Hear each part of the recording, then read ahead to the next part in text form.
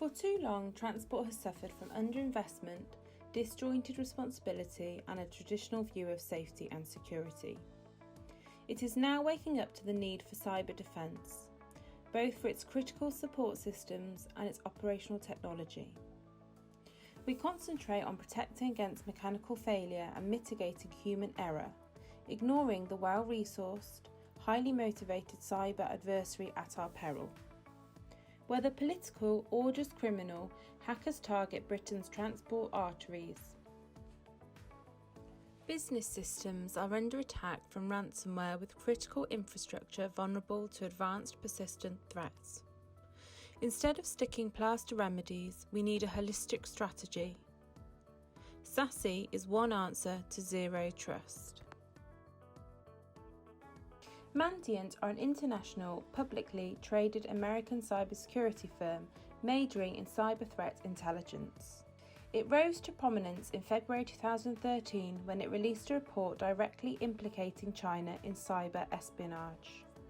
It reported this month to the NCSC on the transport cyber threat from China, North Korea and Iran, but topically discussed how Ukraine and Russia were targeting each other's rail infrastructure as well as their allies.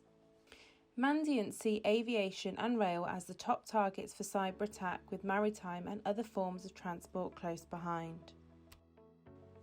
Politically and commercially, the rail industry is in a particularly vulnerable position in the UK right now. The division of responsibility we have seen over the past 40 years between the operators of essential services, the TOCs, the owners of the trains, the ROSCOs, and the provider of the infrastructure and signalling network rail has resulted in a divergent approach to cyber.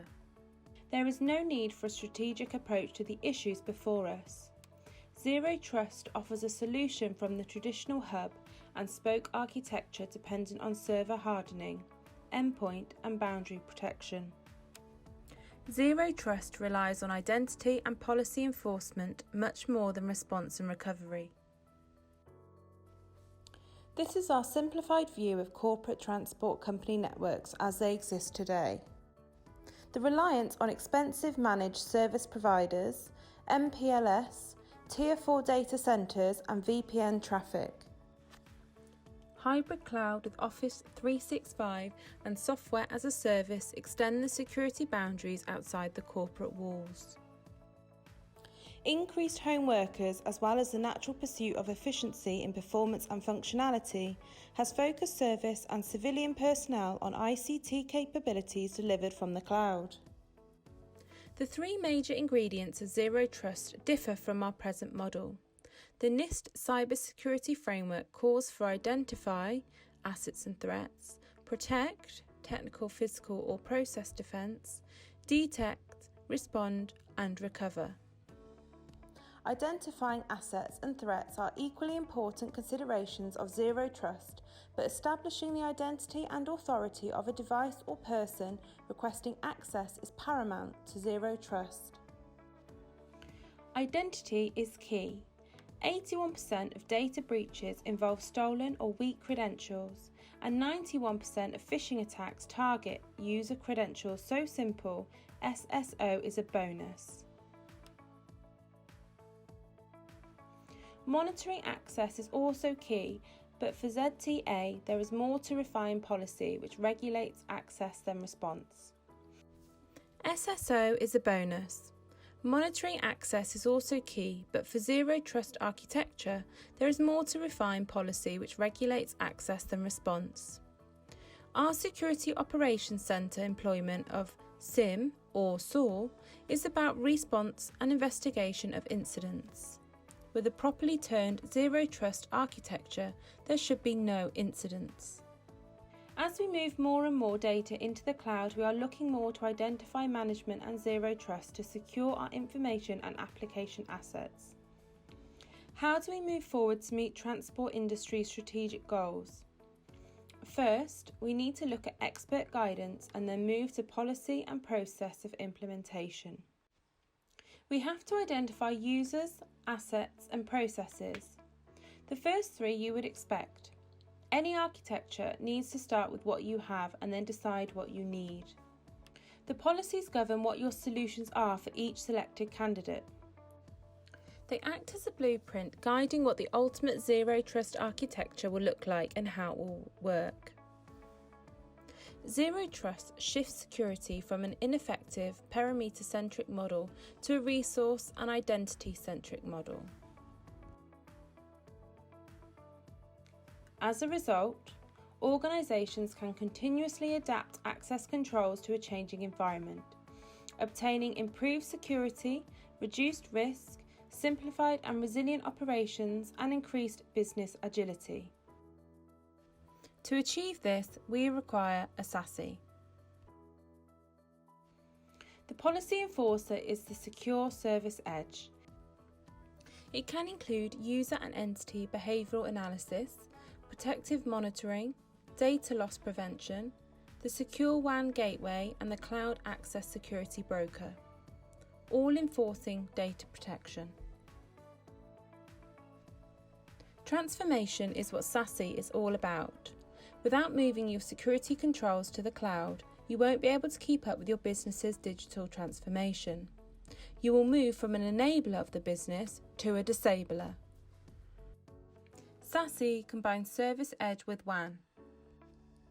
Here to simplify SASE for us is our friend at Netscope, Fergo. Hi, my name is Mike Ferguson. I'm the Cloud Security Evangelist for Netscope, and I'm here today to talk to you about how we can simplify security during this digital transformation world that we're currently living in. So ultimately, if we look at the way that businesses operate, it is fairly simple. We've got applications and our users, and it's the data that flows between those two that is how we operate, and that's how we become competitive. It's how we process and function as an organization. The complexity has come in when we realize that our applications have evolved an awful lot in the last few years. What we have is applications still sitting inside of the headquarters, but some of those have been migrated up to infrastructure as a service inside of containerized networks in the cloud. Some of those applications could have been offloaded entirely to things like PaaS and SaaS, and we see that SaaS dominates the way that organizations are currently operating, with about 50 to 60% of those applications being in a SaaS environment. Our users as well have undergone a huge transformation in the way that they work. COVID has definitely accelerated this, but we were doing this way before. A lot of our users still sit inside of their headquarters. They'll be moving back. We do have users inside of the branch offices, but as we know, a lot of users are sitting outside the network on managed devices. We'll have some that are not standard operating environments or completely BYOD, and we'll have contractors as well that are also operating and connecting to our applications. And this is a huge risk to our organization. So what we want to do is see that the way that we are connecting to these applications is over a variety of different connections. Those in the headquarters are still having to connect out to the SaaS environments. We've got managed devices connecting to SaaS. We've got contractors that have to connect to different services. And all the different lines of communication start to become very, very messy indeed. We even see that some of those managed devices need to connect in to the headquarters in order to hairpin back through to SaaS environments and to the other applications. So immediately we can start to see that this becomes very, very complex and slightly messy, and it's going to become tricky for us to provide visibility into what's happening here. So we find that what we're delivering is lots of different controls inside of this environment to provide different visibility over different components to the different applications. We have things like VPN that allow us to connect in and hairpin into the network. We'll have the web services. We're going to have things like CASB and DLP. All of these different things, all these different controls are providing different functions to allow us visibility into what is happening inside of our applications and what data is being accessed. The problem with having distributed policy enforcement points is, well, none of them are communicating with each other. We also might find that we're actually duplicating policies across these different platforms for different streams of communication. We're also going to see that it becomes very tricky to then provide some adaptive controls. I want to see if somebody's being risky over here, because then I might want to apply harsher controls, stronger controls in a different area, and none of them are communicating with each other effectively. So what we want to do, and what we believe is the right approach, is to try to simplify this in a better way. So the approach we'd take to simplifying this particular problem is to actually steer all of the traffic from all of these different locations to a centralized policy enforcement point with data at the center of it. So what we're delivering is this centralized policy enforcement point in the cloud that allows us to get visibility into all of the applications that the users are accessing wherever they may be located. Because they're going to be communicating over the internet, it is important that we use and start with the secure web gateway. This is our web policy enforcement point, but this needs to evolve. It's no longer about accessing the internet and websites, it's now accessing applications. So it has to be combined with the CASB, the Cloud Access Security Broker, to understand what applications are being accessed and also look at the language of those cloud applications, the APIs and JSON, to determine what the instances of those applications are. Are they my corporate instances? Are they my personal, third party, whatever? And also apply controls to the activities. I want to know what users are doing inside those applications with my data. Who's deleting them, who's sharing, who's uploading and downloading becomes hyper important. So that secure web gateway has to evolve with the CASB, and it has to have really strong DLP capabilities at the forefront, because it's no longer about just uploading and downloading of anything or accessing websites. It's about what am I doing inside those applications with the specific data types that are important to my organization. I want to allow uploads of sensitive data to my corporate instances of my applications. But if that data, those sensitive data types, whether it's compliance or intellectual property, goes to the wrong locations, that's when it's going to become a problem, and I need to be able to apply controls to it. And as soon as we've got this centralized policy enforcement point, what I can start to do is add on additional capabilities, additional applications to this platform. So I might want to put in place controls to my private applications, private access, so that I can start to apply access controls to my applications, whether they're in the headquarters or inside of infrastructure as a service. Once I've got that, I might want to put in place some user or entity behavioral analytics visibility. I want to see who's accessing what, who's downloading bulk data from my sanctioned SaaS applications, and then I might want to adapt that by putting in place some risk-based policies to then cut off access to my private applications in the headquarters if they've been doing some risky behaviors. Again, what this allows us to do is start to add on functionality. I might want to extend that to all ports and protocols and apply firewall as a service to this capability. Things like remote browser isolation to provide visibility and isolated environment for risky websites to execute without executing on my platform.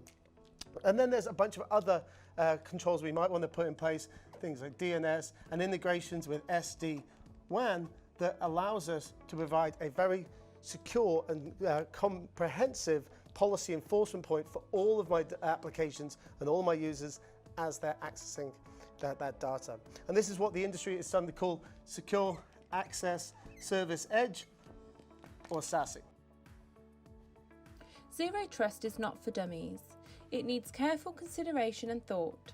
It is still immature without standards, and proprietary solutions dominate.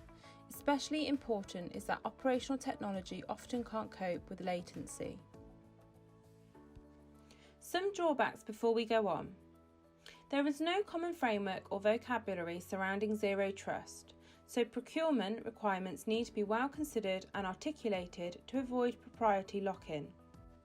The market abounds with different acronyms and definitions of those acronyms. Best to seek expert advice and consult peer group conversations. Secondly, ZTA may be applied to the defiance of ICT data and applications, but may not work with legacy or OT systems that rely on peer-to-peer data flow and commands. New systems need to incorporate secure by design. In addition, attackers may change their methods in the face of zero trust defense. They may attack the means of authentication through phishing campaigns or develop new man-in-the-middle or impersonation compromises. The decision to transition to a zero trust architecture requires full commitment and should not be taken lightly, as it will be a long and time-consuming process to fully adopt.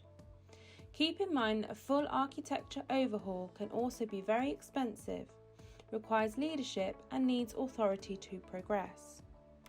With attribute-based access control, we can be very specific about who, and remember the key point about who as identity and fundamental to zero trust is that we limit access to those that are undeniably authorised and authenticated, who can do what, when, where and how they can access data or an application.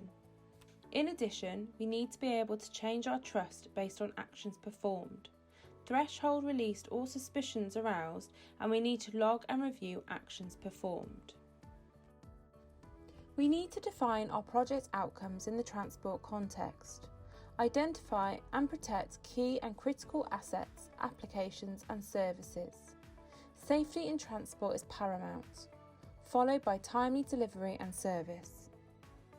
Having set out the rules, our transport-centric needs will guide the process of rollout. Here is our concept of a 4-phase rollout, post-strategy agreement and partnership arrangements. The goal of the first phase is to overlay zero trust technology on top of the existing environment and get traffic from every user to the platform by rolling out the client agent to each user device. Quick wins include unified and centralised security policy, immediate visibility on usage, risk and a better user experience for remote users. The goal of the next phase is to protect sensitive data from leaking or propagating, securing all ports, protocols, not just web, using cloud firewall and securing direct to internet traffic from company sites. Phase 3 sees the replacement of the existing VPN service with a zero trust architecture solution. Users can only connect directly to the internal resource they have permission to access, even if two apps are on the same LAN segment. Phase 4 aims to extend zero trust architecture to on-premise users. This allows all user access to be controlled via the same Netscope policy, irrespective of network or location. Tenants are additionally integrated via API to ensure compliance.